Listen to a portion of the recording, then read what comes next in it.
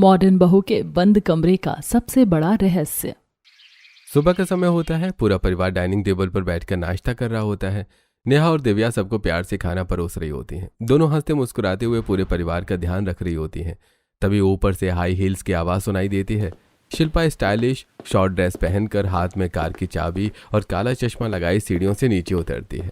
उसके चेहरे पर हमेशा की तरह एटीट्यूड साफ दिखाई दे रहा होता है। अरे आजा बेटा, हमारे साथ बैठकर नाश्ता कर ले। नहीं मम्मी, मुझे बहुत जरूरी काम है, मैं निकल रही हूँ। चल कोई बात नहीं बेटा, अपना ध्यान रखना। शिल्पा बिना किसी की तरफ देखे तुरंत घर से बाहर निकल जाती है। शाम को नेहा और दिव्या रसोई में चाय बना रही होती हैं। दोनों मिलकर हंसी मजाक करते हुए काम कर रही होती हैं। चाय बनने के बाद दोनों ट्रे लेकर ड्राइंग रूम में आकर सोफे पर बैठ जाती हैं। दिव्या जोक पढ़कर सुनाती है। जोक सुनते ही नेहा जोर जोर से हंसने लगती है। तभी मेन दरवाजा खुलता है और शिल्पा घर के अंदर आती है। दीदी आइए ना, अभी गर्मा गर्म अदरक वाली चाय बनाई है, हमारे साथ बैठकर पी लीजिए। मुझे तुम्हारी अदरक वाली चाय की कोई जरूरत नहीं है, और ये चिकनी चुपड़ी बातें तुम लोगों को ही मुबारक, मेरे पास फालतू टाइम नहीं है। इतना कहकर शिल्पा अपने कमरे की तरफ चली जाती है। दिव्या का चेहरा थोड़ा उतर जाता है। यार पता नहीं दीदी हमेशा ऐसे अजीब तरीके से बात क्यों करती हैं। हम तो उनसे हमेशा प्यार से ही बात करते हैं, लेकिन वो हर बार हमें एटीट्यूड ही दिखाती रहती हैं। अरे छोड़ ना, सबका अपना अपना स्वभाव होता है। तेरी मेरी तो खूब बनती है ना। एक दिन ऐसा भी आएगा जब दीदी भी हमारी जुगलबंदी में शामिल हो जाएंगी। नेहा की बात सुनकर दिव्या फिर से मुस्कुरा देती है। अगली सुबह नेहा और दिव्या सुंदर सुंदर साड़ियां पहनकर शॉपिंग जाने के लिए तैयार हो रही होती हैं। तभी कमला देवी की नजर ऊपर सीढ़ियों पर खड़ी शिल्पा पर पड़ती है। दीदी चलिए ना, हम लोग शॉपिंग करने जा रहे हैं। नहीं मुझे नहीं जाना, तुम लोग चले जाओ। अरे बेटा चली जा, तू तो हर वक्त अपने कमरे में ही बंद रहती है, घर की किसी बात में शामिल भी नहीं होती। ठीक है चलती हूँ। कुछ देर बाद तीनों एक बड़े मॉल में घूम रही होती हैं। नेहा और दिव्या अलग अलग स्टोर में कपड़े देख रही होती हैं। दोनों एक दूसरे की साड़ियां दिखाती हैं तो कभी हंसते हुए सेल्फी लेती हैं। ये वाली साड़ी पहनूंगी ना तो मयंक जी मुझे पहचानेंगे ही नहीं। पहले खरीद तो ले, फिर देखना जीजा जी की नजर तुझ पर से हटेगी ही नहीं। दोनों जोर जोर से हंसने लगती हैं। तभी नेहा पीछे मुड़कर देखती है, लेकिन शिल्पा वहां दिखाई नहीं देती। अरे दीदी कहाँ गई? अभी तो यहीं थी। दोनों मॉल में इधर उधर शिल्पा को ढूंढने लगती हैं। तभी नीचे ग्राउंड फ्लोर पर उनकी नजर पड़ती है। शिल्पा एक अनजान लड़के से गंभीर चेहरे के साथ बात कर रही होती है। देख, दीदी किसी लड़के से बात कर रही हैं। अरे छोड़ना, हमें क्या करना, हो सकता है उनका कोई पुराना दोस्त हो। वैसे भी अगर हमने कुछ पूछा तो वो उल्टा हमें ही सुना देंगी। दोनों फिर अपनी शॉपिंग में लग जाती हैं। रात को शिल्पा अपने कमरे का दरवाजा बंद करके बिस्तर पर बैठी होती है। उसके सामने पूरे शहर का बड़ा नक्शा फैला होता है।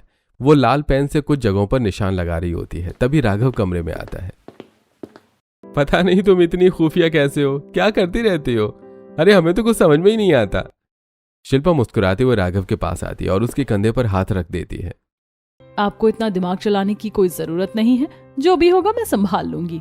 अरे तुम्हारा तो रोमांस भी डरावना लगता है। कभी कभी ऐसा लगता है जैसे मैं किसी सीरियल किलर के साथ रह रहा हूँ। क्या पता सच में हूँ।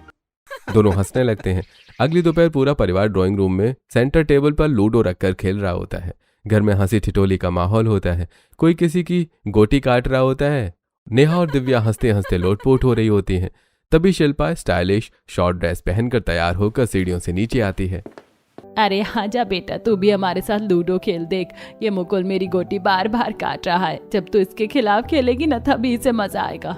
व्हाटएवर मम्मी जी, मेरे पास इतना फ्री टाइम नहीं है आप लोगों की तरह कि यहाँ बैठकर फालतू के गेम खेलूं। मुझे बहुत काम है। इतना कहकर शिल्पा बिना किसी की तरफ देखे बाहर निकल जाती है। कुछ पल के लिए अचानक सन्नाटा छा जाता है। सबके चेहरे उतर जाते हैं। अरे मम्मी रहने दो ना, आज इन्हें अपने दोस्तों से मिलना था, इसलिए जल्दी में होगी। हाँ बेटा, शायद यही बात होगी। लेकिन नेहा और दिव्या एक दूसरे की तरफ देखती हैं। दोनों को शिल्पा का व्यवहार बिल्कुल भी अच्छा नहीं लगता। शाम को नेहा और दिव्या अपने कमरे में बैठी बातें कर रही होती हैं।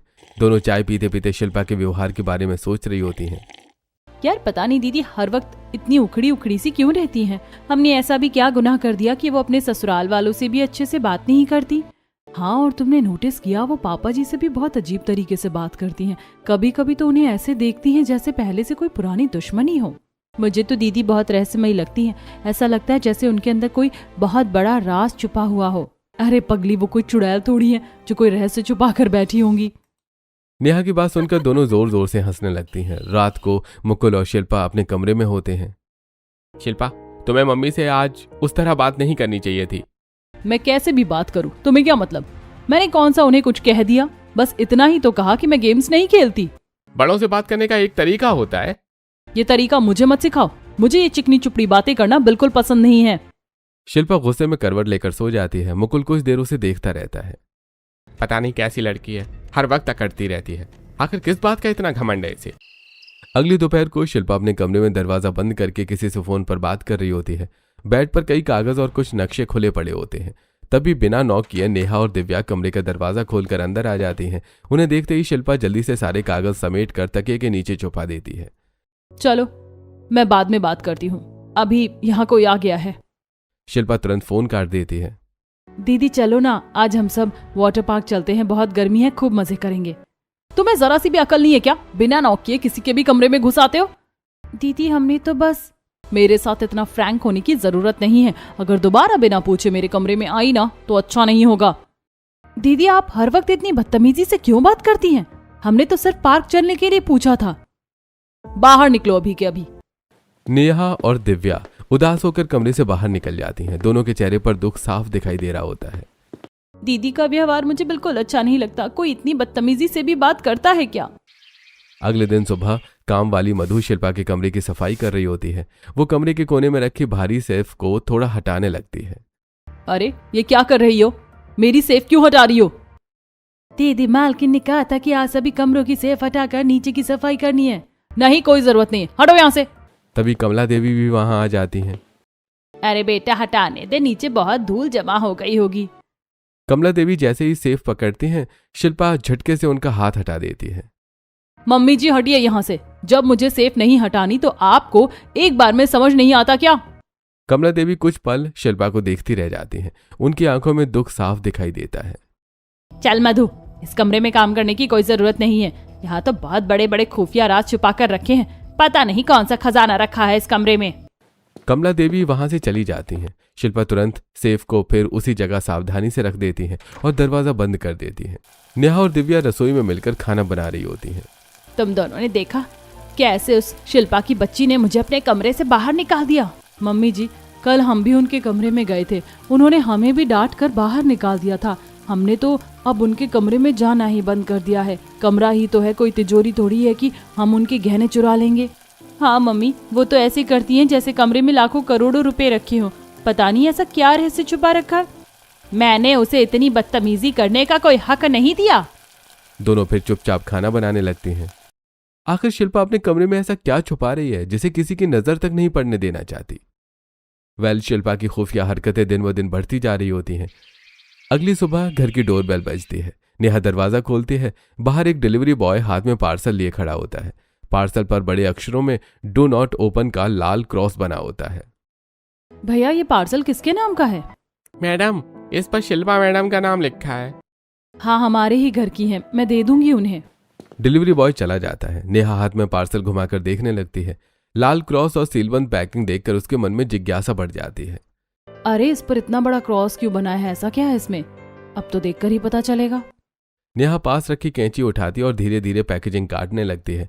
तभी ऊपर से किसी के तेजी से भागने की आवाज आती है और झटके से नेहा के हाथ से पार्सल छीन लेती है।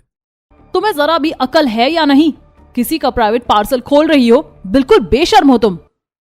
दीदी इसमें इतनी बड़ी क्या बात हो गई? आप भी तो घर की सदस्य हो और ऐसा कौन सा सामान मंगा लिया जो हम खोल भी नहीं सकते? तुम बस चुप ही रहो। शिल्पा गुस्से में पार्सल उठाकर सीढ़ियां चढ़ने लगती है। इलिटरेट पीपल, बिल्कुल भी अकल नहीं है, हर वक्त दूसरों की पर्सनल लाइफ में इंटरफेयर करते रहते हैं। शिल्पा अपने कमरे में चली जाती है। उसकी बातें सुनकर पूरे घर का माहौल खराब हो जाता है। ये लोगों से बात करने का कौन सा तरीका है? हाँ, मॉडर्न होने का मतलब ये नहीं है कि सबको अपनी जूती की नोक पर रखे। हम तो इसके कमरे से ही परेशान हो गए। हर वक्त उसी कमरे में बंद रहती है, किसी को कुछ छूने तक नहीं देती। उसी रात खाना खाने के बाद नेहा और दिव्या रोज की तरह कॉलोनी के सड़क पर टहलने निकलती हैं। तभी उन्हें दूर स्ट्रीट लाइट के नीचे शिल्पा दिखाई देती है। वो एक अनजान लड़के से बहुत गंभीर अंदाज में बात कर रही होती है। दोनों देवरानियां एक पेड़ के नीचे छिप जाती हैं। उन लोगों को मेरे बारे में कुछ पता तो नहीं चला? नहीं, अभी तक उन्हें कुछ भी पता नहीं चला है। आप अभी पूरी तरह से सेफ हैं। ये सुनते ही नेहा और दिव्या एक दूसरे की तरफ हैरानी से देखने लगती हैं। सेफ?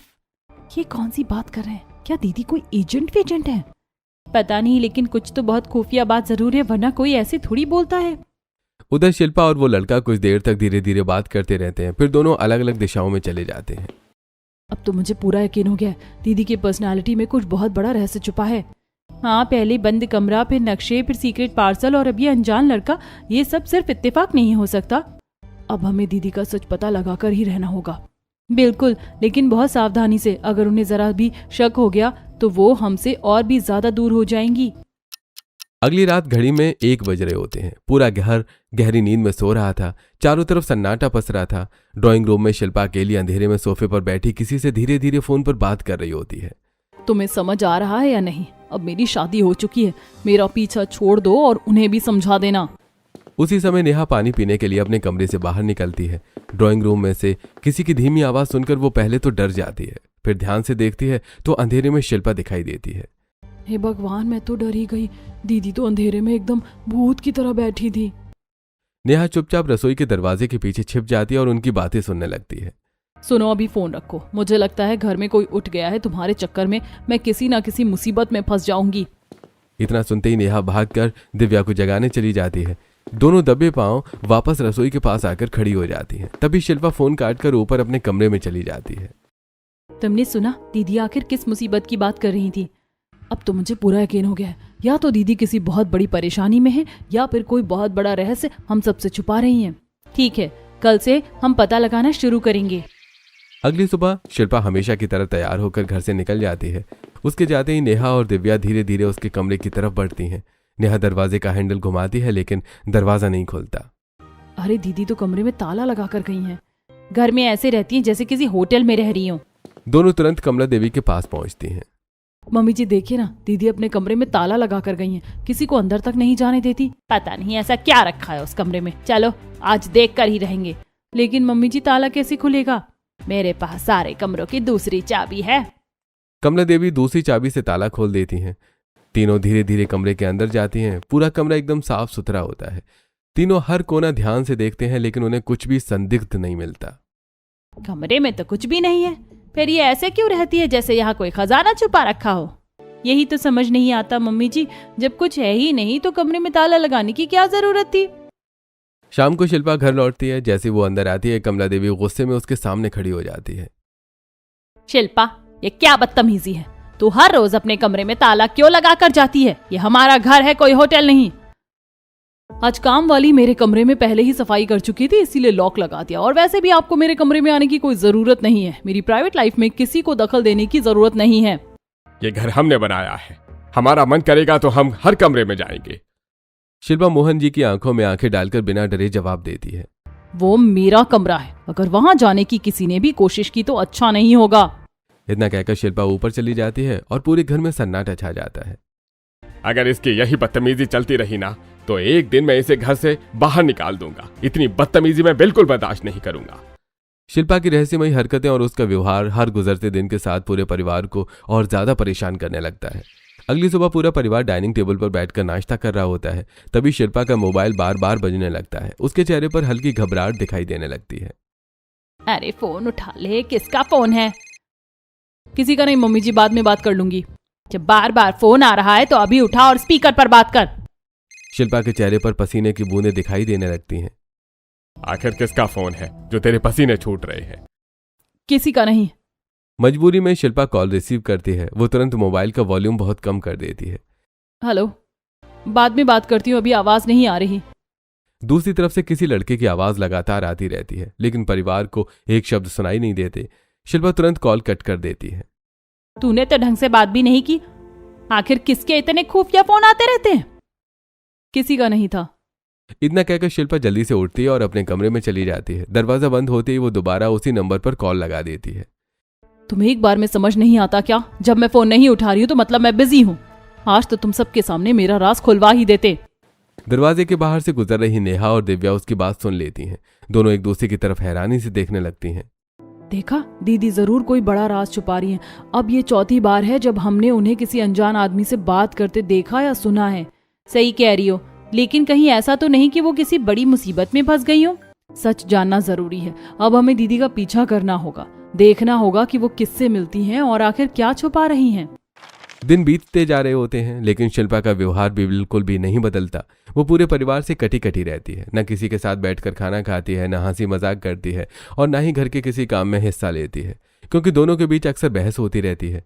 अगर कोई उसके व्यवहार पर सवाल उठा दे तो वो तुरंत गुस्सा होकर उल्टा जवाब देने लगती है। शिल्पा, आखिर कब तक सबसे ऐसे ही बात करती रहोगी? मम्मी पापा का भी दिल दुखता है। मुझे मत सिखाओ कि मुझे कैसे रहना है। मैं सिर्फ समझा रहा हूँ। ज्यादा समझाने की कोशिश मत करो, मैं पुलिस में शिकायत कर दूंगी कि तुम लोग मुझे मानसिक रूप से परेशान करते हो। मुकुल चुप हो जाता है। पूरे घर में सन्नाटा छा जाता है। परिवार के सभी लोग उसकी इस बात से हैरान रह जाते हैं। अगली सुबह शिल्पा हमेशा की तरह जल्दी से घर से निकल जाती है। दोनों अपने चेहरे पर चुन्नी बांध देती हैं और चुपचाप शिल्पा का पीछा करने निकल पड़ती हैं। शिल्पा शहर के एक पुराने इलाके में पहुंचती है। वो एक मकान के अंदर जाती है। करीब 10 मिनट बाद वो वापस बाहर निकलती है। बाहर एक मजबूत कदकाठी वाला लड़का उसका इंतजार कर रहा होता है। ध्यान रखना, उन्हें ये बिल्कुल मत बताना कि मैं कहाँ रहती हूँ। जी मैडम, मैं किसी को कुछ नहीं बताऊंगा। दोनों कुछ देर बात करते हैं, फिर शिल्पा वहां से चली जाती है। दीदी बार बार रहने की बात क्यों करती रहती है? वो तो हमारे घर में ही रहती है। सच में ये बात बिल्कुल समझ नहीं आ रही। उसी दिन दोपहर को शिल्पा बाथरूम में नहाने जाती है। पानी चलने की आवाज सुनकर नेहा और दिव्या धीरे से उसके कमरे में चली जाती हैं। जल्दी देख, कहीं दीदी आ ना जाए। दोनों फोन की कॉन्टेक्ट लिस्ट देखने लगती हैं। अरे इसमें तो सिर्फ माँ का नंबर सेव है, पापा का नंबर तो है ही नहीं। क्या इनके पापा जिंदा नहीं है? जिंदा तो होंगे, दीदी ने कभी ऐसा कुछ बताया ही नहीं। और सच बताऊं, हमें आज तक उनके मायके का पता भी नहीं मालूम। मुझे लगता है असली रहस्य उनके मायके से जुड़ा हुआ है, लेकिन पता कैसे लगेगा? फोन में तो कोई जानकारी भी नहीं है। तभी बाथरूम का दरवाजा खुलने की आवाज आती है। अगले दिन शिल्पा शहर के एक शांत पार्क में एक अधेड़ उम्र की महिला से मिलती है। दोनों देवरानियां दूर खड़ी होकर उन्हें देख रही होती हैं। वो महिला चेहरे मोहरे से काफी हद तक शिल्पा जैसी दिखाई देती है। दिव्या, मुझे लगता है ये दीदी की मम्मी है।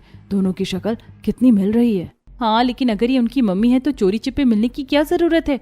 घर पर भी तो आ सकती थी। इसका मतलब हमारा शक सही है। जरूर उनके मायके में ही कोई बहुत बड़ी बात छुपी हुई है।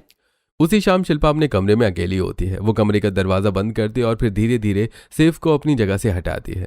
शिल्पा चारों तरफ नजर दौड़ाती है, फिर उस दरवाजे को खोलकर अंदर चली जाती है और पीछे से दरवाजा बंद कर देती है। अगली रात पूरा घर सो चुका होता है। नेहा और दिव्या अपने कमरे की खिड़की से चुपके से शिल्पा के कमरे की तरफ देख रही होती हैं।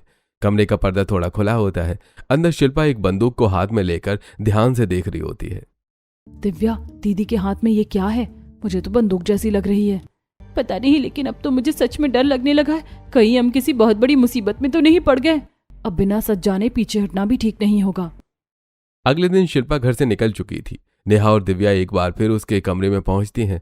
इस बार कमरे के कोने में रखी सेफ अपनी जगह से थोड़ी हटी हुई दिखाई देती है। उसके पीछे दीवार पर एक छिपा हुआ दरवाजा नजर आता है। नेहा देख, हमारे घर में ये कैसा छिपा हुआ दरवाजा है? हे भगवान, इसके पीछे आखिर क्या हो सकता है? नेहा कांपते हाथों से दरवाजे के हैंडल की तरफ बढ़ती ही है कि तभी दरवाजा खुलने की आवाज सुनाई देती है। दोनों घबरा जाती हैं। जल्दी, कोई आ गया। दोनों दौड़कर कमरे से बाहर निकल जाती हैं और दरवाजा पहले जैसा बंद कर देती हैं। उधर सीढ़ियां चढ़ते हुए शिल्पा अपने कमरे की तरफ बढ़ रही होती है। पता नहीं क्यों ऐसा लग रहा है जैसे मेरे कमरे में कोई आया था, लेकिन मैंने तो ताला लगाया था। फिर अंदर कौन आ सकता है? शिल्पा कुछ पल दरवाजे को गौर से देखती है और फिर कमरे के अंदर चली जाती है। दूसरी तरफ नेहा और दिव्या अपने कमरे में पहुंचकर घबराई हुई सांसें ले रही होती हैं। हमारे ही घर में एक छिपा हुआ कमरा और हमें आज तक इसकी भनक तक नहीं लगी। अब मुझे समझ नहीं आ रहा दीदी आखिर है कौन, और इस छुपे हुए कमरे के पीछे कौन सा सच छुपा हुआ है? नेहा और दिव्या अपने कमरे में बैठी होती हैं। दोनों के चेहरे पर डर साफ दिखाई दे रहा था। उनके दिमाग में बार बार यही छुपा हुआ कमरा घूम रहा था। पूरे घर में क्या चल रहा है ये बात अब उनकी समझ में बिल्कुल बाहर हो चुकी थी। दिव्या, मुझे तो अब सच में डर लगने लगा है। हमारे ही घर में एक रहस्यमयी कमरा है और उसके अंदर क्या है किसी को कुछ भी नहीं पता। हाँ, पहले सीक्रेट फोन, फिर अजीब लोग, फिर वो छिपा हुआ कमरा। पता नहीं हम किस मुसीबत में फंस गए हैं। भगवान करे हम जो सोच रहे हैं वैसा कुछ भी ना हो। अगली शाम को मुकुल ऑफिस से जल्दी निकल जाता है। रास्ते में वो एक फल की दुकान पर रुककर घर के लिए सेब और केले खरीद रहा होता है। तभी पीछे से एक काली गाड़ी धीरे धीरे उसके पास आकर रुकती है।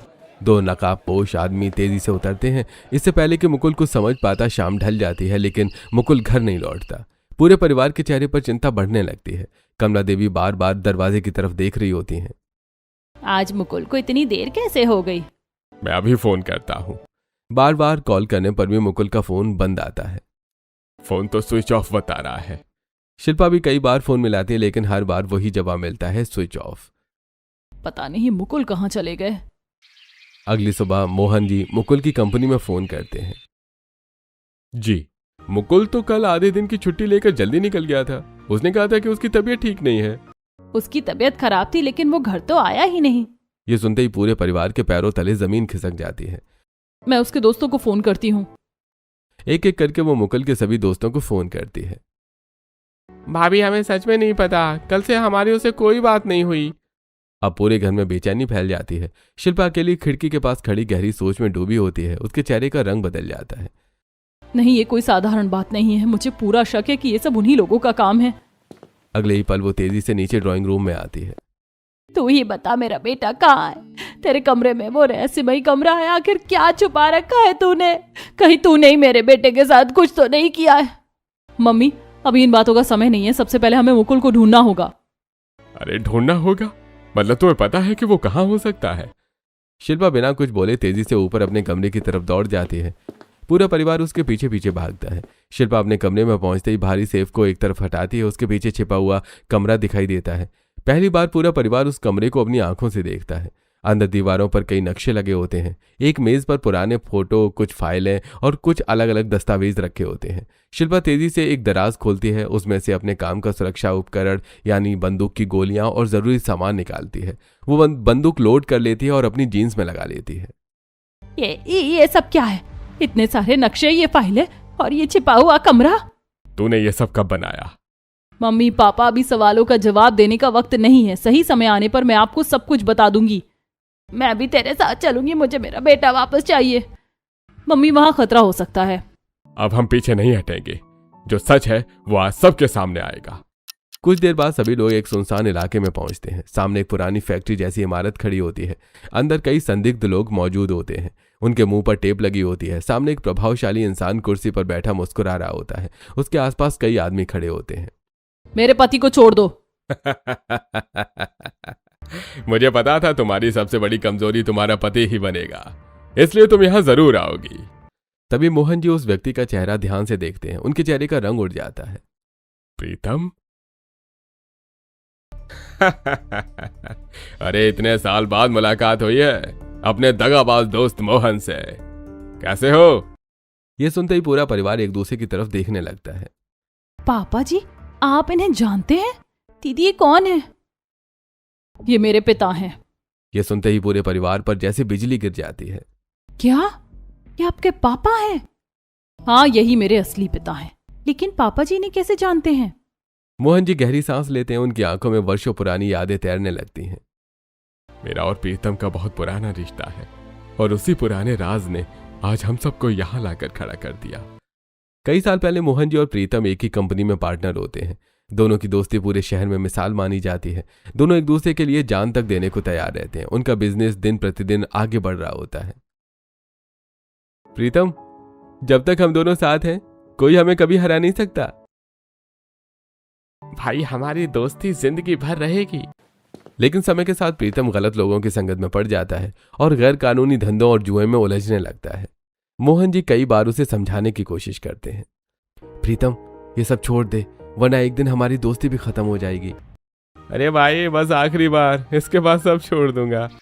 कुछ दिनों बाद मोहन फिर से प्रीतम को गलत कामों में शामिल देखते हैं। ये सब गलत है, मैं गलत का साथ कभी नहीं दूंगा।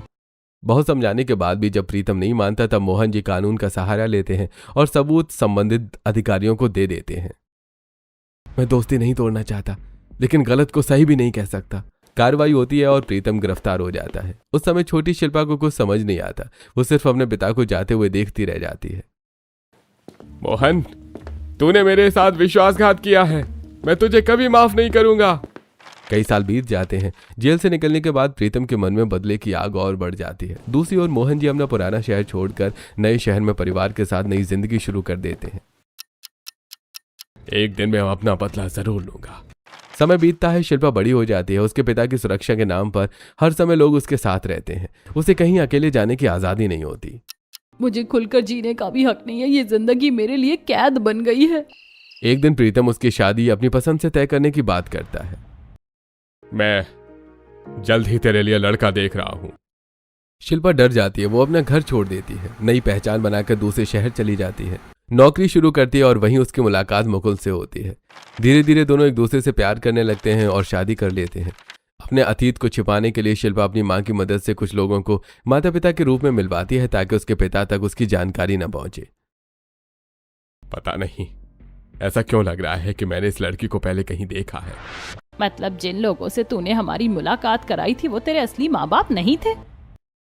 नहीं मम्मी, मेरे असली माँ बाप ये हैं। मेरी माँ ने पापा के गलत रास्ते पर जाने के बाद उनसे अलग होने का फैसला किया था। तभी एक महिला आगे आती है। मैं शिल्पा की असली माँ हूँ। इसने ये सब सिर्फ इसलिए किया ताकि इसकी नई जिंदगी और इसका परिवार सुरक्षित रहे। मुकुल को छोड़ दे। मैंने जो किया कानून और सही गलत की समझ के हिसाब से किया था। मैं चाहता था कि तू सही रास्ते पर लौट आए। तूने मेरी जिंदगी बर्बाद कर दी। मेरी बेटी भी मुझसे दूर हो गई। तेरी और मेरी लड़ाई अलग थी। शिल्पा इस घर की बेटी है। हमने कभी उसके साथ बुरा व्यवहार नहीं किया। पापा, मैं आपको छोड़कर इसलिए नहीं गई थी कि मैं आपसे नफरत करती थी। मैं बस एक ऐसी जिंदगी चाहती थी जहां मैं बिना डर के जी सकूं। तुझे तो मैं नहीं छोड़ूंगा। तुझसे मुझे हमेशा से बदला लेना था। दोनों आमने सामने आ जाते हैं और बहुत गुस्से में होते हैं, बिल्कुल लड़ने के लिए तैयार। बदला तो मैं लेकर रहूंगा। तू ऐसा कुछ नहीं करेगा। वो बात करते करते अचानक आंखों का धोखा करके डंडी तेज से फेंक कर मारते हैं और वो डंडी सीधा प्रीतम की आंख में जाकर लग जाती है। मोहन जी का उन्हें घायल करने का कोई इरादा नहीं होता, लेकिन वो गलत जगह पर लग जाती है। प्रीतम की आंख से खून निकलने लगता है। सभी लोग एकदम से डर जाते हैं। अरे भाई, ये क्या हो गया? पापा, आपको क्या हो गया? आपकी आंख से बहुत खून निकल रहा है। चलो डॉक्टर के चलते हैं। तू इतने ड्रामे क्यों कर रही है? तू चाहती है ना कि मैं मर जाऊं? तू तो मुझे कई साल पहले छोड़कर चली गई थी। भाई, मैं कभी नहीं चाहता था कि तू किसी गलत काम में जाए। मैं हमेशा चाहता था कि तू मेरा भाई बनकर रहे, लेकिन तूने परिस्थिति ऐसी बना दी कि मुझे वो सब करना पड़ा। तूने मुझे धोखा दिया है। तेरे जाने के बाद मैं बहुत ज्यादा परेशान हो गया था और ऊपर से शिल्पा भी मुझे छोड़कर चली गई थी। और इस बीच में तुझे कितनी बदनामी सहनी पड़ी। लोगों ने मेरे मुंह पर कालिक तक पोत दी थी। प्रीतम की आंख से लगातार खून निकल रहा होता है। चल डॉक्टर के पास चल भाई। प्रीतम कुछ पल चुप रहता है। उसके चेहरे का गुस्सा धीरे धीरे टूटने लगता है। मुझसे बहुत बड़ी गलती हो गई। बदले की आग में मैं इतना अंधा हो गया कि मैं अपने ही लोगों को दुख देने लगा। उसके लोग तुरंत मुकुल को रस्सियां खोल देते हैं। मुकुल भागकर शिल्पा के पास आ जाता है। दोस्त, अभी भी देर नहीं हुई है। अगर सच में बदलना चाहता है तो मैं आज भी चाहता हूं कि तू सही रास्ता चुने। प्रीतम की आंखों से खून बह रहा था। मोहन जी और पूरा परिवार प्रीतम को अस्पताल लेकर जाता है। कुछ दिनों के लिए शिल्पा की मम्मी और प्रीतम मोहन के घर रहते हैं। कुछ दिनों बाद प्रीतम का इलाज हो चुका होता है। पहली बार दोनों परिवार बिना किसी डर और रहस्य के एक ही डाइनिंग टेबल पर साथ बैठकर खाना खा रहे होते हैं। घर में हंसी फिर से लौट आती है। चलो, आखिरकार हमारे घर के उस रहस्य भरे कमरे का राज भी खुल गया। ये सुनते ही सभी लोग मुस्कुरा देते हैं। शिल्पा पहली बार पूरे परिवार के साथ बिना किसी डर और बिना किसी मुखौटे के बैठी होती है। अगर आप इस परिवार की जगह होते तो क्या शिल्पा को उसके अतीत के बावजूद पूरे दिल से अपना लेते या उसके झूठ की वजह से उससे नाराज रहते?